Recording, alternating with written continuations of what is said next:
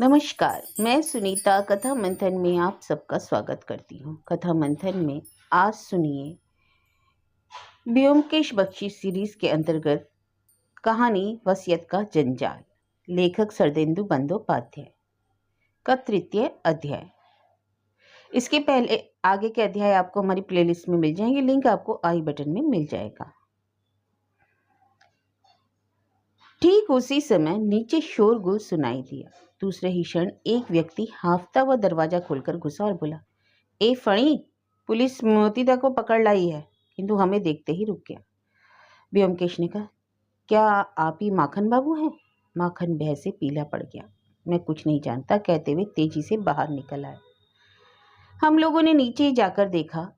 Drawing room में बहुत अफरा तफरी मची हुई थी। विदु बाबू नहीं थे। उनकी जगह स्थानीय चौकी का इंस्पेक्टर कुर्सी पर बैठा हुआ था। उसके सामने दो सिपाही एक व्यक्ति को पकड़े खड़े थे, जिसके मुंह पर हवाइयां उड़ रही थी। वह चिल्ला रहा था, काका की हत्या हो गई। देखिए सर, मैं कुछ नहीं जानता। मैं किसी की भी कसम खा के कह सकता हूँ। मैं एक मूर्ख शराबी हूँ और मैंने रात दलीम के यहाँ गुजारी। वह गवाही दे देगी। इंस्पेक्टर अपना काम जानता था। वह इस सब के बीच चुपचाप बैठा था। उसने जब हमें आते देखा तो बोला, ब्योमकेश बाबू, ये है मोतीलाल, विदु बाबू का मुजरिम। आपको यदि कुछ पूछना है तो पूछ लें। इन्हें कहाँ पकड़ा? ब्योमकेश ने पूछा। सब इंस्पेक्टर जिसने उसे पकड़ा था बोला, बदनाम इलाके में एक वैश्या के कोठे से। मोतीलाल ने फिर फरियाद शुरू कर दी, मैं दलीम के कोठे पर सो रहा था। कौन बेहुदा कहता है? ब्योमकेश ने हाथ के इशारे से उसे चुप किया। आप तो रोजाना तड़के सुबह लौटा करते हैं, आज क्या हो गया? मोतीलाल ने खूंखार लाल आंखों से चारों ओर देखा और बोला, क्या हो गया? क्या? मैं नशे में मदहोश था। मैंने रात में विस्की की 2 बोतलें खाली कर दी थी, इसलिए सुबह उठ ही नहीं पाया। ब्योमकेश ने इंस्पेक्टर को देखकर सिर हिला दिया। इंस्पेक्टर बोला, इसे ले जाओ और बंद करो। जैसे ही सिपाही मोतीलाल को ले जाने लगे, उसने चीखना चिल्लाना शुरू किया। ब्योमकेश ने पूछा, विदु बाबू कहाँ हैं? वे करीब घंटा भर पहले चले गए और बोलकर गए हैं शाम को 4 बजे के लगभग आएंगे। तो ठीक है, हम लोग भी अब चलते हैं। हम लोग कल सुबह आएंगे। अरे हाँ, यह तो बताइए, क्या सभी कमरों की तलाशी हो गई है? कराली बाबू और मोती बाबू के कमरों की तलाशी हो चुकी है। विदु बाबू ने और किसी कमरे की तलाशी को जरूरी नहीं समझा। मोतीलाल के कमरे में से कुछ निकला? कुछ नहीं। मैं वसीयत को नहीं पढ़ पाया हूँ। मेरे ख्याल से विदु बाबू ने उन्हें सील कर दिया है। खैर, कल तक देख लूंगा। तो ठीक है, फिर मिलते हैं। इस बीच कोई नई घटना घटे तो कृपया खबर करेंगे। और हम लोग वापस आ गए। रात में ब्योमकेश ने कराली बाबू के घर का एक नक्शा बनाया। उसे मुझे दिखाने लगा। यह देखो, कराली बाबू के कमरे के ठीक नीचे मोतीलाल का कमरा है। माखन उसके बगल वाले कमरे में रहता है। फनी के कमरे के नीचे ड्राइंग रूम है, जिसमें पुलिस ने अपनी दुकान लगाई है। सत्यवती का कमरा रसोई घर के ऊपर है। खानसामा सुकुमार के कमरे के नीचे सोता है। मैंने पूछा, इस नक्शे का उपयोग क्या है? कुछ नहीं, व्योमकेश ने कहा और नक्शे को के अध्ययन में लग गया। मैंने पूछा, तुम्हें क्या लगता है, मोतीलाल ने हत्या नहीं की? यही ना? नहीं, उसने नहीं की ही है, यह तो निश्चित है। तो कौन हो सकता है? यह कहना बहुत मुश्किल है। यदि मोतीलाल को अलग कर दिया जाए तो रहते हैं फनी, माखन, सुकुमार और सत्यवती। इनमें से कोई भी हो सकता है।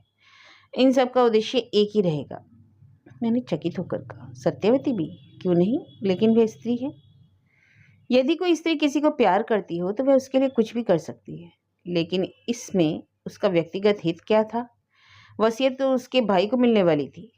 तुम अब तक समझे नहीं। जब एक व्यक्ति किसी भी क्षण में अपनी वसीयत बदल देता हो, यदि उसे ही हटा दिया जाए तो उसकी वसीयत बदलने का प्रश्न ही नहीं रह जाता। मैं आश्चर्यचकित बना बैठा ही रह गया। मैंने यह तो सोचा भी नहीं। मैंने कहा, तो अब तुम सोच रहे हो कि सत्यवती? मैंने यह नहीं कहा। हो सकता है सुकुमार हो।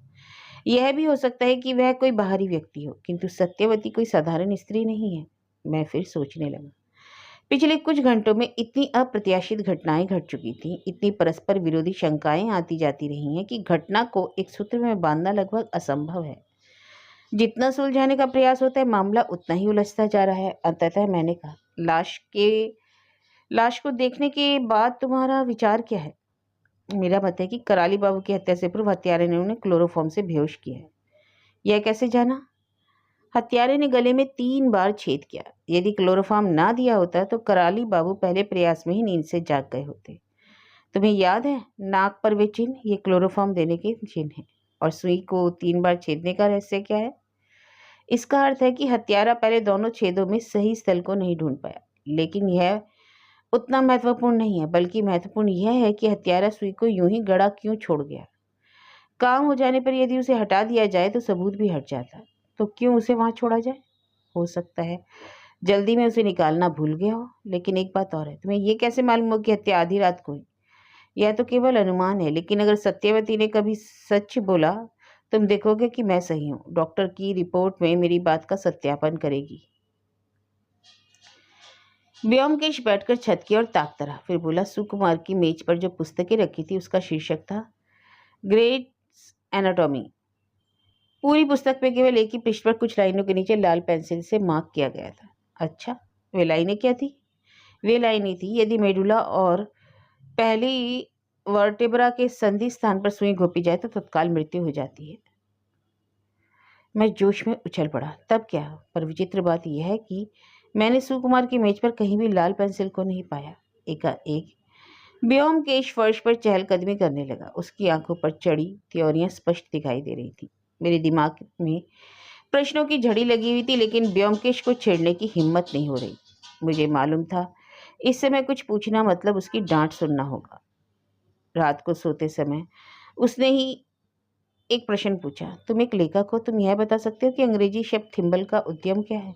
आश्चर्यचकित मैंने कहा, थिम्बल तुम्हारा मतलब है होल्डर? है होल्डर जो दर्जी लोग सिलाई के समय अपनी उंगली में पहन लेते हैं? बिल्कुल सही, वही।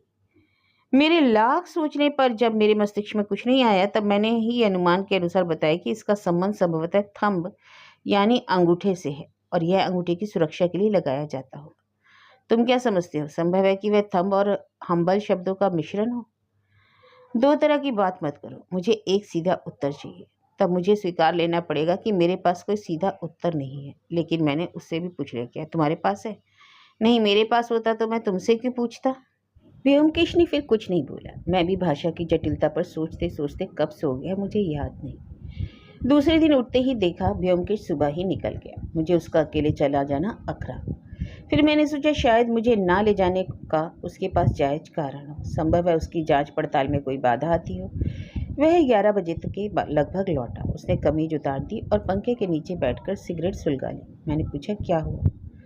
उसने सिगरेट का भरपूर कश लिया और धीरे धीरे धुआं छोड़ते हुए बोला, मैंने सभी वसीयतें पढ़ ली है, पर सभी पर नौकर और खानसामा की गवाही मौजूद है, दोनों के हस्ताक्षर है, और मैंने उन्हें सब कमरों की तलाशी लेने के लिए कह दिया है। किंतु विधु बाबू ने जो मैं कहूँ उसके ठीक विपरीत काम करने की कसम खा ली है। अंत में उनसे काम करवाने के लिए मुझे कहना पड़ा कि वे यदि तलाशी नहीं लेते हैं तो मुझे कमिश्नर साहब से शिकायत करनी पड़ेगी। और क्या? और क्या होगा? वे अभी मोतीलाल के पीछे पड़े हैं। कुशन रुकने के पश्चात बोला, लड़की बहुत मजबूत है। जिस तरह से उसने होठों को सिल लिया है, बोलने का नाम ही नहीं लेती, और वही इन तमाम रहस्यों की कुंजी है। जो भी है देखा जाएगा। यदि विधु बाबू सभी कमरों की अच्छी सी तलाशी करवाते हैं तो कहीं से ना कहीं से कुछ तो निकल ही सकता है। तुम किस चीज के निकल आने की उम्मीद कर रहे हो?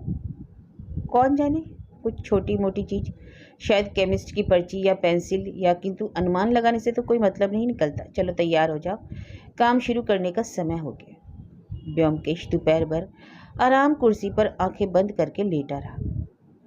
लगता था जैसे वह कुछ होने का इंतजार कर रहा था। 3 बजते बजते पुतीराम चाय लेकर आ गए। व्योमकेश ने शांति से चाय पी और फिर उसी पोज में लेट गया। लगभग 3:30 बजे दूसरे कमरे में फ़ोन की घंटी बजने लगी। व्योमकेश ने जाकर फ़ोन उठाया।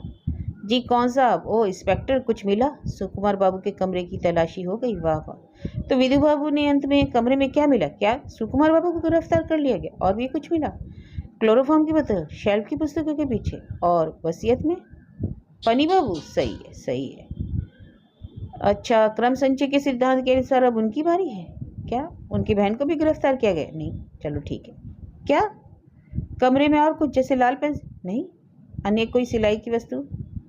तो क्या विधु बाबू है वह मोतीलाल को छोड़ने गए हैं? चलो अंततः अकल तो आई। सुकुमार के कमरे के अलावा और किसी कमरे की तलाशी नहीं? ऐसा क्यों? विधु बाबू ने जरूरी नहीं समझा। तो क्या समझते हो? विधु बाबू क्या जरूरी समझते हैं? क्या मेरी जरूरत है? मैं नई वसीयत देखना चाह रहा था। ओह, वे अपने साथ ले गए हैं तो ठीक है, कल सुबह ठीक रहेगा। जब तक लाल पेंसिल और सिलाई का सामान नहीं मिल जाता, क्षमा करें, आप क्या कह रहे थे? सुकुमार के खिलाफ ठोस सबूत मिला है? एक बार दोहरा सकते हैं? क्या डॉक्टर की रिपोर्ट आई है? क्या है रिपोर्ट में? मृत्यु का समय क्या पाया गया? खाने के करीब करीब 3 घंटे बाद, लगभग आधी रात। अच्छा, तो ठीक है, मैं कल सुबह आता हूँ। व्योमकेश रिसीवर रखकर वापस आकर बैठ गया। उसकी आंखों की त्योरियां संकेत दे रही थी कि वह अब भी पूर्णतः संतुष्ट नहीं हुआ है। मैंने प्रश्न किया, तो वास्तव में वह सुकुमार निकला? तुम शुरू से उस पर शक कर रहे थे ना? कुछ क्षण मौन रहने के पश्चात व्योमकेश बोला, जितने भी सबूत मिले हैं वे सब के सब सुकुमार को हत्यारा करार देते हैं। देखो, कराली बाबू की मृत्यु की प्रकृति तो साफ साफ कह रही है कि वह किसी मेडिकल के व्यक्ति का ही काम है। जो लोग मानव शरीर की एनाटॉमी नहीं जानते वे यह काम कर ही नहीं सकते। सुई भी जिसका इस्तेमाल हत्या में हुआ वह भी उसकी बहन की सिलाई के बक्से में से ही निकाली गई थी। यहाँ तक कि धागा भी वहीं था। सुकुमार रात में आधी रात को आया और कराली बाबू की मृत्यु का समय भी वही है। सुकुमार के कमरे की तलाशी में क्लोरोफॉर्म की बोतल और वह टाइप की हुई नई वसीयत मिली है। यही नई वसीयत है जिसमें कराली बाबू ने सुकुमार को संपत्ति से बेदखल कर फणी बाबू को संपूर्ण संपत्ति का हकदार घोषित किया था। सुकुमार ने स्वयं स्वीकार किया है कि इसको लेकर उस शाम उसकी कराली बाबू में नोक झोंक हुई थी। इसलिए उसे शक हुआ कि शायद कराली बाबू अपनी वसीयत को फिर ना बदल दें। हत्या का उद्देश्य बहुत स्पष्ट हो जाता है।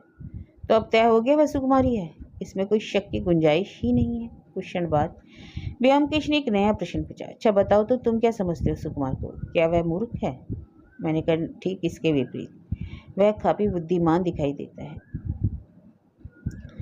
व्योमकेश ने सोचते हुए कहा, यही तो मैं गच्चा खा गया। एक बुद्धिमान व्यक्ति इतनी बेवकूफ़ी क्यों करेगा? एकाएक व्योमकेश चौंक कर उठा।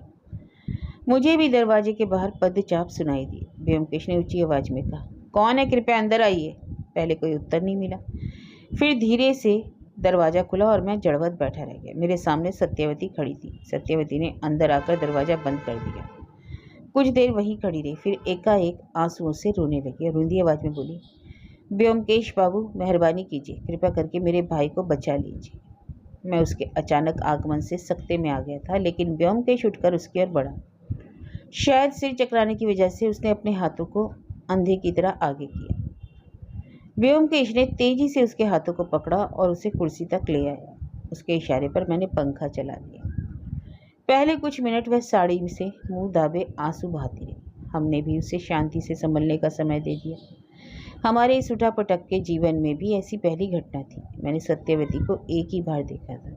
उस समय वह एक आम शिक्षित बंगाली लड़की से अलग कतई नहीं लगी थी। ऐसी स्थिति में, इस संकट की घड़ी में अपने सारे संकोचों को छोड़कर उसका सीधा हमारे पास आना न केवल कल्पना से परे था, बल्कि एक असाधारण घटना थी। संकट की घड़ी में अधिकांश बंगाली लड़कियां काठ की गुड़िया बन जाती हैं, किंतु इस दुबली पतली सांवली लड़की ने मुझे आश्चर्य में डाल दिया। उसके पैरों की धूल से सुनहरी चप्पलों से लेकर उसके उलझे बालों के नीचे गुथी चुटियों तक उसके संपूर्ण शरीर में एक आभा झलक रही थी।